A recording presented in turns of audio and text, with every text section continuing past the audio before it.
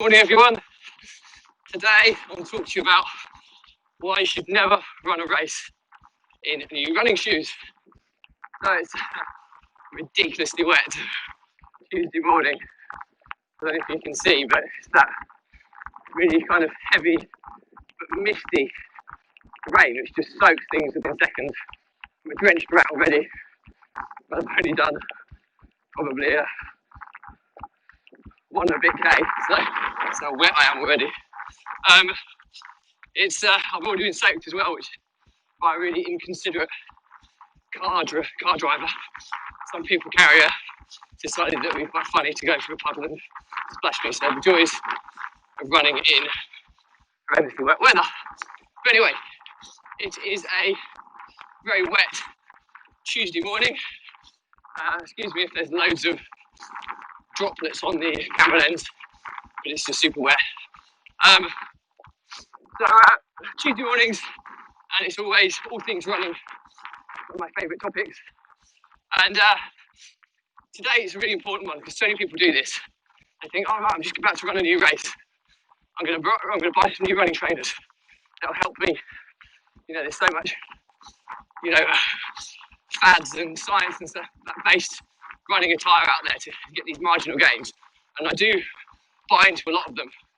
The Nike 4% is a prime example of improving your time. However, none of those marathon runners who get those PBs or anybody who does those races who get their PBs runs in new trainers that day. And so many people think I'm going to buy new trainers that look really good on race day, and they pay the consequences. Because what happens if you're running in new footwear that your feet haven't adapted to, you'll just blister up all over the place, be incredibly sore. I've had blisters in the past that have been so restrictive of movement. They make you so painful that you end up struggling to run. The same goes to show if you think about cutting corners and getting some second-hand running shoes. First and foremost, that's disgusting. And secondly, think of people's foot hygiene and sweaty feet and stuff like that. So buy new. And the other reason for that is that a pair of running shoes should mould to your feet. What I mean by that is these running shoes that I'm in today, these Vibram V-Runs, the black version, I bought them because they match with my Ninja outfit and they meet the criteria for running. But I bought them about a week ago and I'm doing 5Ks every day in them to wear them in. I'm wearing them around the house. I'm wearing them when I walk to places, etc. Walking to cafes, etc. To wear them in. And the more I wear them in, they're starting to be more slipper-like to my feet. And that's what a good pair of running shoes will do. It should always be feeling like running in slippers. And I'm now in these kind of barefoot styles, so obviously very tight fitting, very snug. But for traditional running footwear as well, I used to go get my gait analysis done. You try multiple pairs on, which fits you the best. And you'd always generally go with the ones that either felt like they gave you the most support, or B, they felt the most slipper-like, in that they were so comfortable, you just felt like you could run miles and miles and miles in them. But even if I went to get those slipper-like without feeling running shoes, I still wouldn't wear them for a race without running them in. Now, there's different suggestions about how you run a pair of new running shoes in. If I remember rightly from the guy who used to do my gait, he mentioned that you should do no more than kind of 5K distances in them for the first couple of weeks, and then you can kind of increase it up.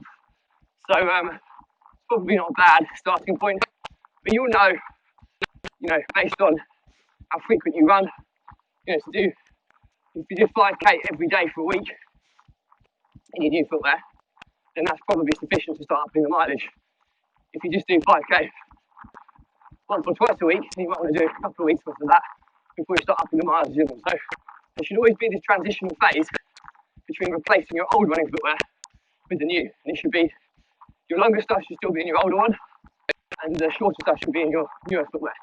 And as you gradually increase the distances in your new footwear, it should slowly transition and replace your older footwear. And that's if you do it quicker. You don't want to get to a stage where your running footwear is falling apart, etc., before you start thinking about replacing it. Because by that point, you're already risking injury with lack of support, etc. And then the guidance is about 600 miles a pair of running trainers. Now, if your form is very good, you might get a bit more than that. I mean, I've had 1,000 miles out of a pair before, but I've also had 500 miles of needed to change them. But you'll be able to tell if you look at the soles of your footwear. The soles are a big giveaway. You can see, like, when you get a brand new pair of running footwear, you'll see the really nice, clearly defined grip patterns on the bottom of the sole. As soon as you start churning out the miles, it will start getting smoother and smoother and smoother until there's no grip there whatsoever. You also can look at your soles and you can see there might be more wear on one side of the sole than the other. I mean, that tells you that your gait could be slightly out. The good thing about running in barefoot style, like these Vibrams, is it corrects all that, because running, in a form that's not perpendicular with the ground can result in discomfort or pain, which makes you correct it quite quickly. So quite a lot of information in this one, actually. I thought it was actually only going to be quite a quick vlog, but the main summary here is never run a race. I mean, 10k or more, even 5k, I wouldn't bother. Never run a race in new footwear. Always go through the bedding in period, the period of transitioning from your old footwear to new, doing shorter runs. Like I say, I'm running in these every day. At the moment, 5k, I'm doing my Ninja World Record Marathon on Sunday. When you see this, I've already done it. So I need to be a record holder, or I'll be a failed attempt. But nonetheless, I have been doing multiple 5k runs in these in the build-up. So I've probably done 50k distance in them before I start on the marathon line, which is probably, for me, I feel it's probably enough because they're feeling really comfortable already, to be honest with you. So that's just to summarise one more time. Never run a race in new footwear. You should be looking at kind of 1 to 2 weeks worth of transition of new footwear where you do nothing more than a 5k in them. If you're running quite frequently, you can probably get away with a week's worth of shorter runs. If you're running less frequently, you might need to do a couple of weeks worth of transition runs. But if you want to keep your miles up, continue to use your old footwear for the longer stuff and the new footwear for the shorter stuff during the transitional period. Also, wear them around the house, wear them on short little walks around the village or wherever you live.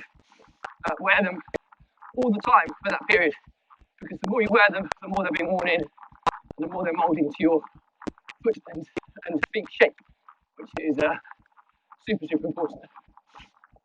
So, and the consequences of doing a race without footwear that you've worn incorrectly can be dire, i.e. you can blister everywhere, you get sores, corns, all sorts of horrible stuff.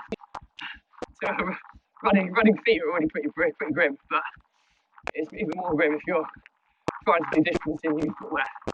So please take this advice and don't make that mistake, because not only does that, if you do run in new footwear and you get lots of sores, you're then obviously out for a week or so while you're waiting for them to recover before it's less painful to run again. So just bear that in mind. So that's it for me today. Sorry if you can barely see me with all the droplets on the camera. It's a very wet Tuesday morning, very cold and fresh, but I'm soaking wet. But that's it for me today anyway. So any questions and stuff, just drop me a comment. I'll respond to everyone. If it's a bigger topic, I'll do a separate vlog episode and tag you in. If it's not for you, just unfriend, unfollow me. No drama there at all, but just please do check out my Facebook group, Runpreneur, or my YouTube channel, Kevin Breton Runpreneur, where my 120 episodes or so are all catalogued nice and neatly by topic, so you can dip in and out on an ad hoc basis, and hopefully it's a decent free resource for you at some point in the future. So that's it for me today. I'm going to pop back with a nice hot shower, and I will speak to you again tomorrow. So stay positive, stay happy. See you tomorrow. Bye.